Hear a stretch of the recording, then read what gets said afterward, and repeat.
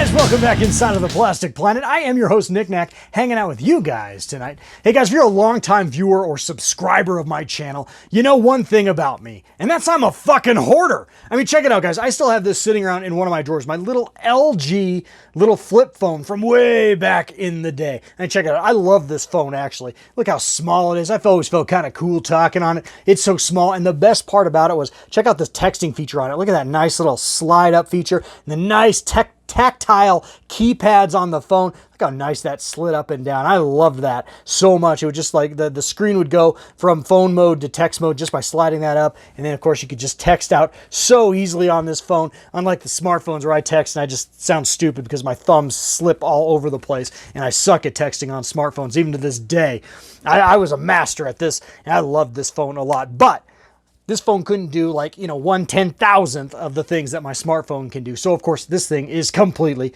freaking obsolete. Like I said, guys, I'm a fucking hoarder. And so I've got tons and tons of action figures here that, like this smartphone, they're completely obsolete now. I'm talking some items here that were considered premium items back in the day. And now I kind of look at them and I'm like, I don't even know why I have them. Well, I have them so I can show you guys them right here on the Plastic Planet tonight.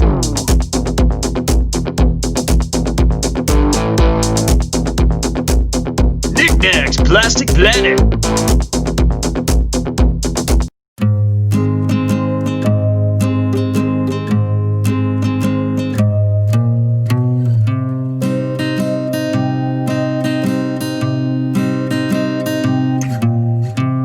Alrighty guys, so first ground rule tonight is I will not be making any comparisons to vintage Star Wars or other vintage lines.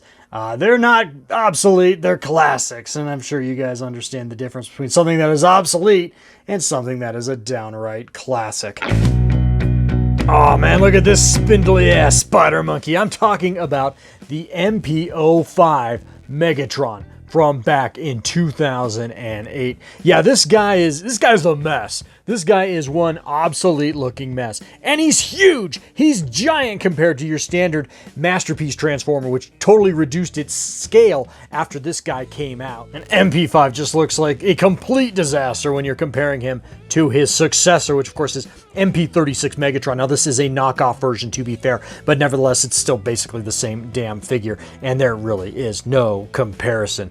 Now they were going for a larger scale early on in the MP series at Takara. As you guys can see, he does look semi-decent next to his companion MP1 Optimus Prime, but when you put in, MP10 Optimus Prime, yeah, both of these figures are pretty damn obsolete, but the Megatron way more than the MP1 Optimus Prime. The MP1 Optimus Prime still looks pretty damn good on its own. It's not a bad looking figure, but MP5 Megatron, man, this thing looks like shit. Spider Monkey City, man, yeah, totally obsolete.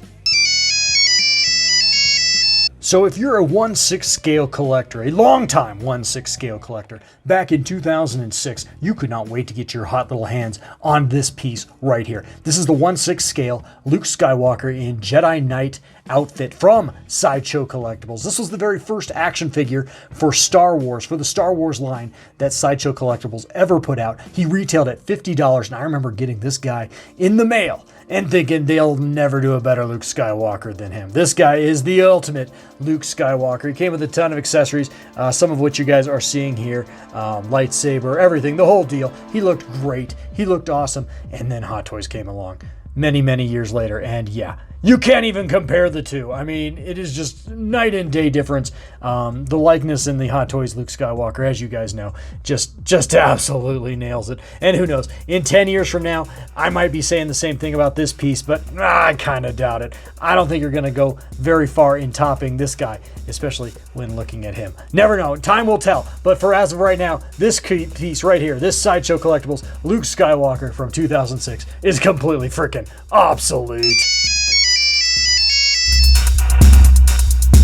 Oh man, who remembers this guy? The Metacom R2-D2 Yeah, I remember when this guy was previewed at San Diego Comic-Con way back, like 10, 12 years ago. I don't remember the specific date, but everyone was going gaga over this guy. And because we all wanted a really nice 1/6 scale R2-D2 in our collection. Sideshow was yet to offer one yet, and Medicom was the only game in town at that point to sell droids. Now, everyone was a little bit concerned about the scale on this guy, and that turned out to be completely justified, especially when Sideshow finally came out with their R2-D2, which totally dwarfs the old Medicom one. And this one also has superior light up features, although the one area where the Sideshow collectible ones is a little inferior is the turn on button. You actually have to take the dome off the damn figure to turn on the figure, even though he has the touchpad here on his side cheek. But nevertheless, if you leave it on, the batteries drain out. So in that sense, this little guy is kind of superior because all you gotta do is touch that button there and he turns on. But then of course, Sideshow was again a little bit trumped, not much, when Hot Toys had their R2-D2 offering. And I don't know, I've compared these two figures in the past on this channel. There isn't a lot of areas where the Hot Toys completely nullifies the Sideshow, even though the Hot Toys does have that nice die-cast metal dome there. But yeah, they do totally together completely make the poor little Medicom completely obsolete. So if you're a dino collector, you totally remember this piece of shit right here. This, of course, is the Hasbro, yes, I said that right, Hasbro Jurassic World T-Rex, or Tyrannosaurus Rex. This guy came out with the very first Jurassic World movie, maybe a couple years back.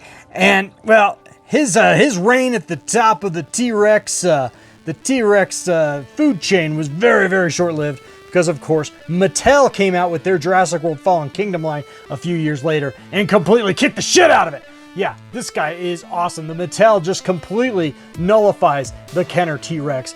You guys can see, it's just scale-wise, it doesn't even hold up. I mean, what an ugly action figure compared to the Mattel T-Rex, which continues to get better with each rendition that they have put out. So, yeah, completely nullified this guy. He's completely fucking obsolete as shit.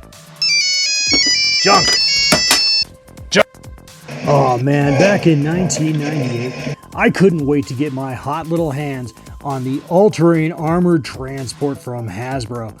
This is, of course, a updated mold of the original Kenner vintage AT-AT Walker from 1981. Couldn't wait to get my hands on this guy in 1998. Thought it would be awesome to have basically a modern version of the vintage classic in my hot little hands. And this was a great piece. I, in fact, own several of them that I got on discount later on. But again, in 2010, just 12 years later, Hasbro totally outdid themselves. It dwarfs it. I'm talking about the legacy AT-AT Walker from Hasbro that came out, like I said, back in 2010. I've done a full review on this piece here on the Plastic Planet. Let me get his gun straightened out for you, because that looks bad. Yeah, look at this thing. Totally updated sound effects. Sounds awesome. Looks great. Phenomenal looking piece. Like I said, I did a total review on this piece in another video, so you guys can check that out if you want. But absolutely awesome. Look how it just dwarfs it. Looks like it had a baby. It's just ridiculous. It's just ridiculous how much cooler the legacy AT-AT Walker is. And the mold is so much more movie accurate. Absolutely stunning. Except his guns are kind of out of place. There we go. Yeah, he looks so damn good. So awesome. Yeah, the poor 1998 AT-AT Walker is completely obsolete. Alrighty guys, well that is going to wrap up this edition of the Plastic Planet. I hope you guys enjoyed that little walk down memory lane, looking at some premium and some mass retail collectible items in my collection that are now, well, just like this awesome LG Nokia phone whatever, are completely freaking obsolete. So I should maybe follow the advice of some of my friends and whatnot, who've told me over the years that I should really sell some shit around here and really clean out the house, you know, get that feng shui minimalist feeling going in here, and it'll really make me feel better.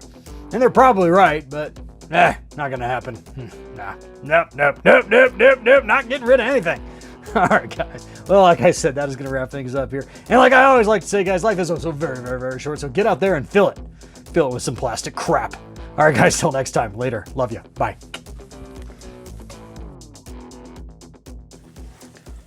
Yeah, that's right. Now, so just to clarify, when I order a pair of Yolanda's panties, they come worn, right? I mean, maybe after a workout or, you know, long day at the office, right? Excellent, excellent. No, fantastic. And they come, you know, sealed in a plastic bag, right? Ah, oh, you're reading my mind, man. You're reading my mind. Oh, hey, guys. Shit, I didn't even see you. I gotta go.